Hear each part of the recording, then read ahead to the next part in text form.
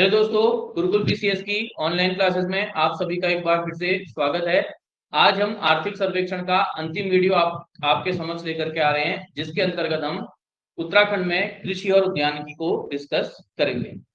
ये आर्थिक सर्वेक्षण का अंतिम वीडियो रहने वाला है। इसके बाद कोशिश की जाएगी कि उत्तराखंड का आर्ट एंड कल्चर आपको बढ़िया तरीके से करा दिया जाए।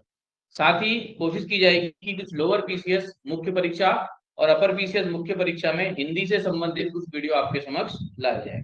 ठीक है, तो चलिए वीडियो की शुरुआत करते हैं। पहला आपका है, राज्य के 13 जनपदों में आत्मा योजना संचालित की जाएगी। ये आत्मा योजना जो है, ये केंद्र सरकार द्वारा संचालित की गई है और आत्मा की फुल फॉर्म आपसे एग्जाम में पूछी जा सकती है। यहाँ पर मैं लिख दे रहा हूं आपको, आत्मा, ATMA। ठीक है, एग्रीकल्चर,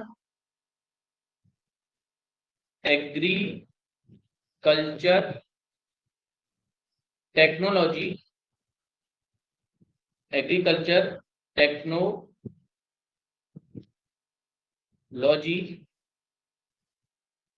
मैनेजमेंट एजेंसी स्कीम।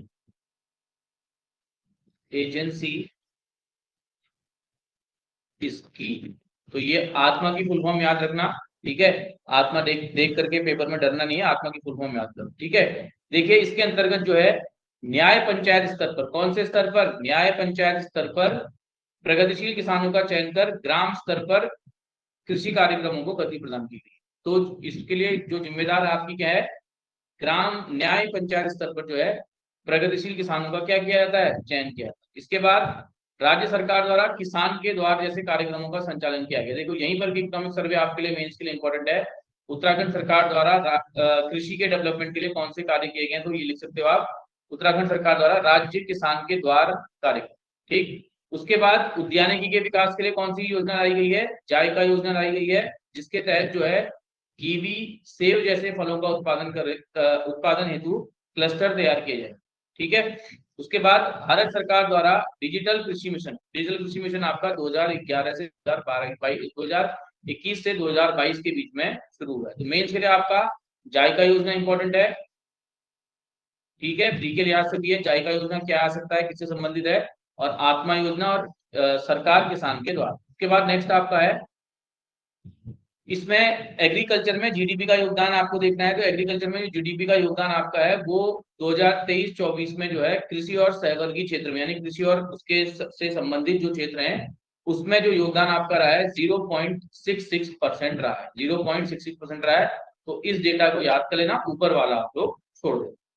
उसके बाद नेक्स्ट है आपका है, जैसे आप एग्रीकल्चर लिखते हो मेंस में, देखो मेंस में अगर एग्रीकल्चर से संबंधित कोई फैक्ट आप कोई क्वेश्चन आपका आया मेंस में, तो जैसे आप उत्तराखंड का एग्रीकल्चर लिखते हो तो उत्तराखंड पहला ही पॉइंट आपका ये होना चाहिए कि 2023-24 में जो है कृषि और सहवर्गी क्षेत्र में जीडीपी का योगदान 0.66% रहा है।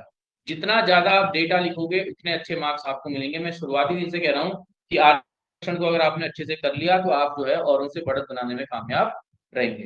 ठीक, उसके बाद उत्तराखंड में जो कृषि जोत है, उत्तराखंड में जो कृषि जोत है, ये क्वेश्चन प्री के लिए बहुत महत्वपूर्ण है कि कितने प्रकार की जोत है। एक सीमांत जोत है, उसके बाद आपका लघु जोत है, फिर अर्ध मध्यम है, मध्यम है और एक वृहद है।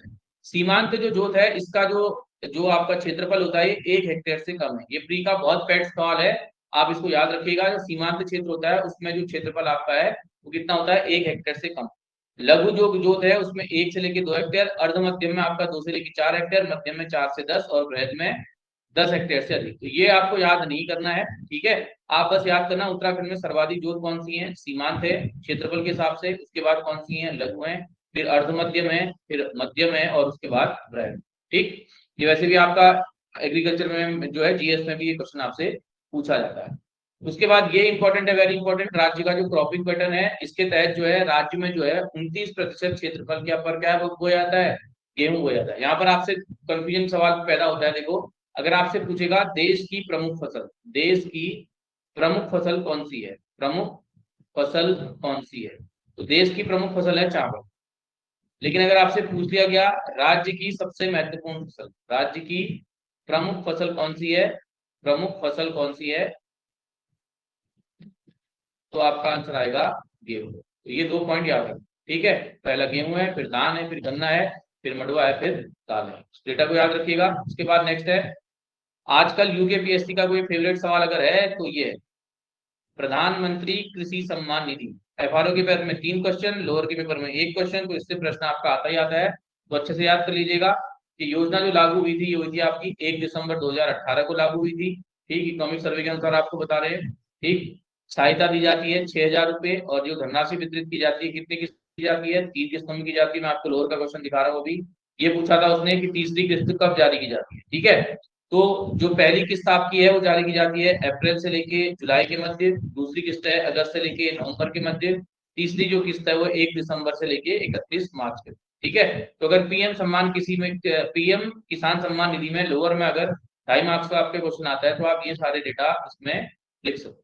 ठीक है, उसके बाद नेक्स्ट आपका है, ये प्री के लिए वेरी इंपॉर्टेंट क्वेश्चन है कि इस योजना से लाभान्वित होने वाले जो लोग हैं कौन से डिस्ट्रिक्ट के हैं। सबसे ज्यादा लाभान्वित होने वाले चंपावत के हैं, और सबसे लाभान्वित होने वाले टिहरी गढ़वाल के हैं। और मैंने आपको पहले बता रखा है, इस प्रकार के प्रश्न आप निमोनिक से जितने ज्यादा करोगे उतने ज्यादा जो है आपको आसानी होगी। टेक केयर तो सभी याद कर सकते हो, टेक केयर, टी से टिहरी, सी से चंपावत। अब सी से चमोली मत करना, आप बस टी से याद रखना, टी से टिहरी है, एक गढ़वाल का था, एक कुमाऊं का। नहीं तो ऑप्शन में क्या आएगा, चंपावत भी आएगा, टिहरी भी देगा, चमोली भी देगा, फिर कंचनपुर भी देगा। ठीक है, उसके बाद प्रधानमंत्री फसल बीमा योजना, इसको आप छोड़ दीजिएगा। ये प्रधानमंत्री फसल बीमा योजना जो अगर मेंस में लिखने को आती है तो आप तब लिख सकते हो कि 30 सितंबर 2024 तक जो है प्रदेश में 6.1 लाख किसान क्रेडिट कार्ड वितरित किए गए। वहां आप एग्रीकल्चर में इसको लिख सकते हो। ठीक है, उसके बाद राष्ट्रीय कृषि बाजार ई नाम, वर्तमान में जो है राज्य में जो है ई मंडियों से जुड़, कितनी मंडियां ई नाम पोर्टल से जुड़ी हुई हैं, 20 मंडियां ई नाम पोर्टल से जुड़ी हुई हैं। तो आप इसको याद कर सकते हो। उसके बाद वेरी इंपॉर्टेंट ट्री के लिहाज से हिल सीड बैंक, हिल सीड बैंक जो है पर्वतीय क्षेत्रों में बीज उत्पादन कार्यक्रम है। क्या है, बीज उत्पादन कार्यक्रम है। तो हिल सीड बैंक जो है पर्वतीय क्षेत्रों में परंपरागत फसलों को बढ़ावा दिए जाने तथा उनके बीजों की उपलब्धता को सुनिश्चित किए जाने हेतु मडुआ, सांवा, गहत, काला भट्ट, धान, मक्का, गेहूं एवं मसूर आदि फसलों का के बीजों का उत्पादन करने का निर्णय लिया गया है। तो ये आप मेंस में इसको यूज कर सकते हो कि उत्तराखंड सरकार द्वारा एग्रीकल्चर सेक्टर में कौन कौन से काम किए गए, तो आप इसको नोट करो। 4 पॉइंट अभी तक आपको मैं बता चुका हूँ, और ये पॉइंट आपको किसी टेस्ट सीरीज में नहीं मिलने वाली, ये पॉइंट आपको किसी कोचिंग के नोट्स में नहीं मिलने वाले हैं। आपके पास खुद इकोनॉमिक सर्वे राज्य का सरकार ने प्रोवाइड करा रखा है, उससे अगर आप बनाएंगे तो बहुत बेहतरीन आपकी तैयारी हो जाएगी। ठीक है, उसके बाद ये छोड़ दीजिएगा, स्वच्छता action, Namami Gange action plan, बस इतना याद रखना कि वैसे भी पुराना है बहुत, इसको आप छोड़ दीजिए। ठीक, उसके बाद नेक्स्ट आपका है, एक सेकंड, मुख्यमंत्री कृषि विकास योजना। बस ये आप याद करना कि मुख्यमंत्री कृषि विकास योजना जो है राज्य में कब लागू की, 2020-2021। उसके बाद ये मैं कई बार बता चुका हूँ, स्टेट में जो मिलेट मिशन है ये आपका 2023-24 से कब तक है, 2027-28 तक है। 5 वर्षों की इसकी अवधि है। डायरेक्ट सवाल पूछा जाता है, उत्तराखंड स्टेट मिलेट मिशन कितने सालों के लिए लागू किया गया। ठीक है, उसके बाद जो है ये वाला डेटा आपको याद करने की जरूरत नहीं है, बस याद रखना है मेंस के लिए इंपॉर्टेंट है कि, इसको मैं हटा दे रहा हूँ, राज्य के कृषि क्षेत्र में सकल घरेलू उत्पाद में औद्योगिकी क्षेत्र है, औद्योगिकी होगा ये, औद्योगिकी क्षेत्र होगा, खाद्य प्रसंस्करण सहित कितनी भागीदारी है, 30% से अधिक भागीदारी है। तो उसको आप याद, ठीक, ये औद्योगिक हो गया, औद्योगिकी हो गई, मतलब ये आपका जो ये होगा बागवानी होगा, बाग औद्योगिकी होता है, मिसप्रिंट हो गया। ठीक है, उसके बाद बागवानी मिशन के तहत राज्य में जो है कितने क्लस्टर चयनित किए गए हैं, 10-50। मेंस के लिए इंपॉर्टेंट फैक्ट है, बागवानी क्षेत्र के विकास के लिए कितने क्लस्टर चयनित किए गए हैं, 10-50। अब सबसे ज्यादा क्लस्टर जो है राज्य की भौगोलिक और कृषि जलवायु के अंतर्गत चयनित किए गए हैं। एक तो क्लस्टर इसके तहत चयनित किए गए हैं, और दूसरा परंपरागत कृषि योजना के तहत जो है क्लस्टर चयनित किए गए हैं। तो भौगोलिक कृषि और कृषि जलवायु के तहत जो चयनित क्लस्टर है, सबसे ज्यादा आपका उत्तरकाशी है, सबसे कम आपका है टिहरी। जो है परंपरागत कृषि विकास योजना के तहत जो चयनित क्लस्टर है सबसे ज्यादा किसमें है, टिहरी में है। और इधर आपका क्या है, यूएस नगर। यहाँ वाला मैक्सिमम में मिनिमम हो जा रहा है, और इधर उत्तरकाशी की जगह क्या है आपका, यूएस नगर। इसको इसकी निमोनिक्स आपको याद करनी है, यूटी करके याद करेगा। यूनियन टेरिटरी तो सबको पता है, ये इधर का टी इधर ले आओ, और जो उत्तरकाशी है, और यहाँ पर भी आपका यू की जगह आपका क्या हो जाएगा, यूएस नगर हो जाएगा, बहुत आसानी से याद हो जाएगा। लेकिन यू से उत्तरकाशी याद करना, फिर यहाँ अगर यूएस नगर लिख दोगे तो आपका क्वेश्चन गलत हो जाएगा। ठीक है, उसके बाद नेक्स्ट आपका है फल उत्पादन। ये कभी प्री में आपसे प्रश्न पूछा जाता है कि उत्तराखंड में शीतोष्ण टाइप के फलों के एग्जाम्पल और उत्तराखंड में सम शीतोष्ण फलों के एग्जाम्पल। जो शीतोष्ण फल होंगे वो ठंडे क्षेत्रों में उत्पादित होंगे, नॉर्मल सी बात है। इसमें इसके अंतर्गत कौन से आएंगे आपके, सेब आ जाएगा, आड़ू आ जाएगा, नाशपाती आ जाएगा, अखरोट आ जाएगा, फूलम आ जाएगा और खुमानी आ जाएगा। ठीक है, खुमानी लिखा हुआ है। ठीक, उसके बाद समशीतोष्ण फल जो आपके होते हैं, समशीतोष्ण फलों में आपका फलों का राजा आ जाएगा। ठीक, फलों की रानी आ जाएगी लीची, उसके बाद आ जाएगा अमरूद, उसके बाद आ जाएगा आंवला, उसके बाद आ जाएगा अनार, उसके बाद आ जाएगा नींबू संवर्गी फल। ठीक, उसके बाद मसाला उत्पादन में राज्य में कौन कौन से मसाले सबसे प्रमुख रूप से उत्पादित किए जाते हैं। हल्दी हो गया, अदरक हो गया, मिर्च हो गया, लहसुन हो गया, धनिया हो गया, बड़ी इलायची हो। ठीक है, अब आप मुझे कमेंट बॉक्स में कमेंट करके बताइएगा, ये प्रश्न एक बार आया भी हुआ है कि राज्य में मैक्सिमम उत्पादन इन मसालों में से किसका हो, मैक्सिमम। ठीक, उसके बाद है आपका मुख्य पहले। कौन कौन सी मुख्य पहले गई हैं, एक तो क्या स्थापित की गई है, कोल्ड चेन। ये खाद्य प्रसंस्करण में उत्तराखंड सरकार द्वारा किए गए कार्य में मेंस के लिए इंपॉर्टेंट है, प्री के लिए तो है ही है, मेंस के लिए भी इंपॉर्टेंट है। ठीक है, तो राज्य में वर्तमान में खाद्य प्रसंस्करण उद्योग मंत्रालय भारत सरकार के सहयोग से कितनी कोल्ड चेन इकाइयां हैं, 24 कोल्ड चेन इकाइयां हैं। इसमें सर्वाधिक कोल्ड चेन इकाइयां कहाँ है, यूएस नगर में, कितनी है, 16। उसके बाद नैनीताल, उसके बाद हरिद्वार, उसके बाद देहरादून करके याद करना। हरिद्वार, यूएस नगर, देहरादून और नैनीताल। ठीक है, सबसे ज्यादा कहाँ है आपकी, यूएस नगर। ठीक, उसके बाद मेगा फूड पार्क, राज्य में 2 मेगा फूड पार्क हैं, एक आपका है पतंजलि फूड एवं हर्बल पार्क, ये आपका हरिद्वार में है। ठीक है, और दूसरा है आपका हिमालय मेगा फूड पार्क, ये आपका कहाँ है, महुआ खेड़ा, काशीपुर। ठीक, इसको भी याद रखिएगा। उसके बाद कीवी उत्पादन, कीवी उत्पादन के लिए जो है मुख्यमंत्री राष्ट्रीय कृषि विकास योजना का संचालन किया जा रहा है। कौन कौन से जनपद में किया जा रहा है, चमोली, रुद्रप्रयाग, पौड़ी, बागेश्वर और चंपावत। तो यहां से निकाल लो आप RCB, RCB कर लो, आर हो गया, सी हो गया और बी हो गया, RCB। और एक आपका बच गया पौड़ी और एक आपका बच गया चंपावत, ऐसे करके याद कर सकते हो। इसके बाद पॉली हाउस की स्थापना मेंस के लिए इंपॉर्टेंट है, प्री के लिहाज से इंपॉर्टेंट नहीं है। उसके बाद मौन पालन योजना में आपका क्या है, मौन पालन योजना के तहत औद्योगिक फसलों में मौन मंक्स मौन ग्रहों को उद्यानों में रखने हेतु यातायात पर 350 प्रति मौन, अधिकतम 4 मौन वंश प्रति हेक्टेयर। बस इतनी याद रख लो कि यातायात हेतु जो है 350 प्रति मौन वंश आपको इसमें सब्सिडी या आपको पैसा राज्य सरकार द्वारा दिया जा रहा है। उसके बाद वेरी इंपॉर्टेंट महक क्रांति, ये एरोमेटिक प्लांट्स को राज्य में बढ़ावा देने के लिए जो है इसको स्टार्ट किया गया है। अब इसके तहत जो है कहाँ कहाँ कौन कौन सी जो आपकी वैली है वो स्टेब्लिश की गई है, ये हम देखते हैं। हरिद्वार में जो एरोमा वैली विकसित की गई है वो किसके लिए की गई है, लेमन ग्रास और मिंट वेल।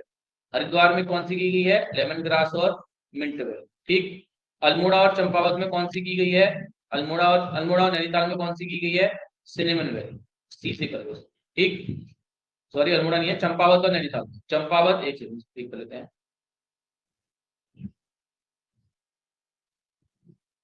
देखो इसकी ट्रिक भी बन गई, CNS central nervous system, Champawat. Nainital में कौन सी है, सिनेमन वैली। ठीक, उसके बाद चमोली और अल्मोड़ा में कौन सी है, डेमस रोज वैली। ठीक, यूएस नगर में कौन सी है, मिंट वैली। ठीक, उसके बाद पिथौरागढ़ में कौन सी है, तिमुर वैली। उसके बाद पौड़ी में कौन सी है, लेमन ग्रास। इसकी ट्रिक बना लीजिएगा, पिथौरागढ़ हो जाएगा पीटी प्रीलिम्स टेस्ट, इसके बाद पौड़ी हो जाएगा, पेले करके याद कर सकते हो आप, बहुत महान पेड़ है, पी से पौड़ी हो जाएगा, ली से लेमन ग्रास हो जाएगा। ठीक, उसके बाद तिमुर, ये आप जो है ये तिमुर का वैज्ञानिक नाम भी याद कर लेना। ठीक है, ये आपसे एग्जाम में प्रश्न आ सकता है क्योंकि हाल ही में जो है चर्चाओं में बहुत। ठीक है, उसके बाद Timur the Uttarakhand, Timur the Uttarakhand में क्या है, कैंप द्वारा स्थानीय सघन प्रजाति तिमुर से, तिमुर द उत्तराखंड, ये अगर क्वेश्चन आ गया तिमुर द उत्तराखंड क्या है, तिमुर द उत्तराखंड नमक है, तिमुर द उत्तराखंड परफ्यूम है, तिमुर द उत्तराखंड एक फूल है, या तिमुर द उत्तराखंड जो है और ये आपका एक औद्योगिक उत्पाद है, या तिमुर द उत्तराखंड जो है आपका एक मसाला। तो आप रखना तिमुर द उत्तराखंड क्या है, एक परफ्यूम है जिसको राज्य सरकार में हाउस ऑफ हिमालय के माध्यम से क्या किया जा रहा है, विक्रय का किया जा रहा है। ठीक है, उसके बाद तिमुर उत्तराखंड एवं उत्तराखंड बंग जीरा का जो है GI टैग भी फाइल कर दिया गया है, ये इतना इंपॉर्टेंट नहीं है, इसको छोड़ दो।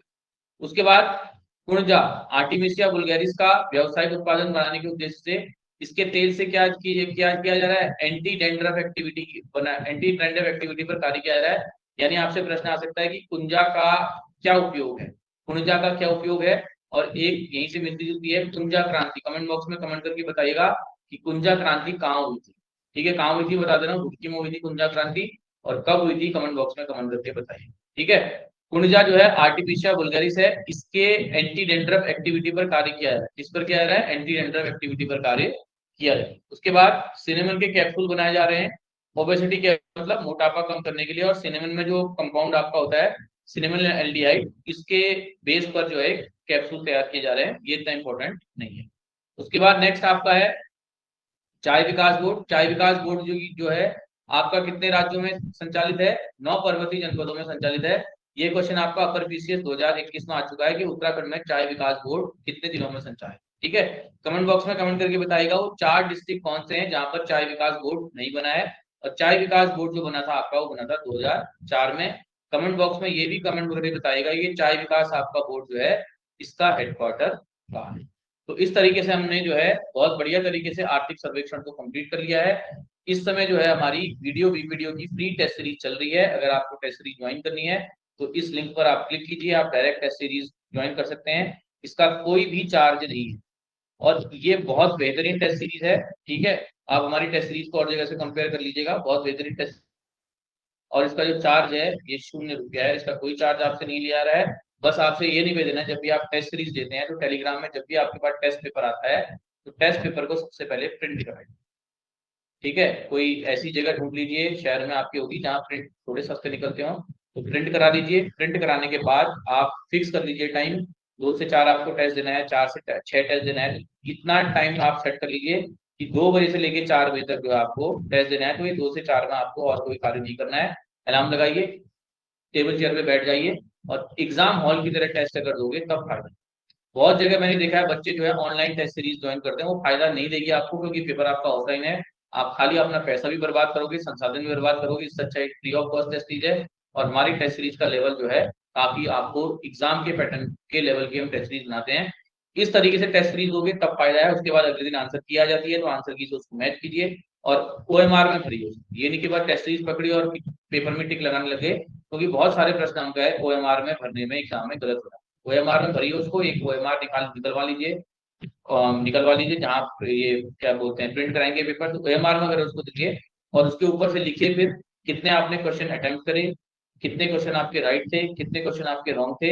और फिर एक बार उसको जब आंसर की आ जाएगी तो उसको अच्छे से एनालाइज कीजिए कि आपने आते हुए क्वेश्चन कितने गलत किए या रिवीजन की कमी से कितने क्वेश्चन आपके गलत हो रहे हैं, उस पर फोकस कीजिएगा। तब जाकर के जो है नेक्स्ट जो टेस्ट होगा आपका संडे को, उसमें आपके मार्क्स बढ़ने की संभावना रहेगी। ईमानदार रहिएगा अपने लक्ष्य के प्रति, तो भले ही सिलेक्शन देर में होगा, किसी का जल्दी भी होगा, कोई कम जानता होगा आपसे वो सिलेक्शन जल्दी ले जाएगा। लेकिन अगर आप ईमानदारी से तैयारी करेंगे तो निश्चित रूप से आपको सफलता मिलेगी। लेकिन अपने लक्ष्य के प्रति जो है आपको ईमानदार रहना पड़ेगा। जो चीज आपको बताई गई है उसको अगर आप फॉलो करेंगे तो आपका जो है एग्जाम में स्कोर निश्चित रूप से बढ़ेगा। ठीक है, तो चलिए वीडियो की यहीं पर वीडियो का अंत करते हैं। वीडियो को लाइक शेयर सब्सक्राइब करने में कंजूसी मत कीजिए, जो आप लोग करते हो। ठीक है, कमेंट कर दीजिए खूब सारे, और जल्द ही मिलते हैं आर्ट एंड कल्चर के एक बहुत अच्छे वीडियो के साथ। धन्यवाद।